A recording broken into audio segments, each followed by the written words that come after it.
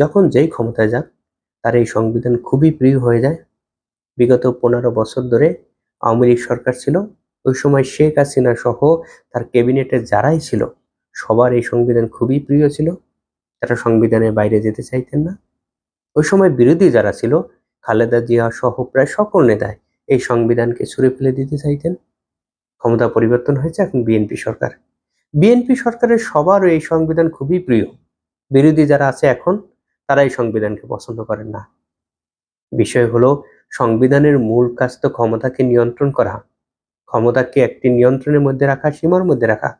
তাই ক্ষমতায় যারা থাকবে তাদের কেন সংবিধান খুবই প্রিয় হবে, প্রশ্ন জাগে না? এর মূল কারণ হলো, এই সংবিধান ক্ষমতার সংবিধান, এই সংবিধান এলিট শ্রেণীর সংবিধান। এই সংবিধান কোনোভাবেই জনগণের সংবিধান না। সংবিধানের মূল কাজ হচ্ছে ক্ষমতাকে নিয়ন্ত্রণ করা। এই সংবিধান ক্ষমতাকে নিয়ন্ত্রণ করতে পারে না। সংবিধানের মূল কাজ হচ্ছে জনগণের অধিকার সমুন্নত রাখা। এই সংবিধান সেটা রক্ষা করতে পারে না।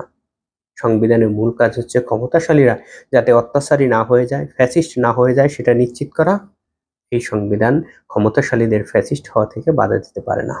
তাই এই সংবিধান এলিট শ্রেণীর ক্ষমতাশালীদের খুবই প্রিয়।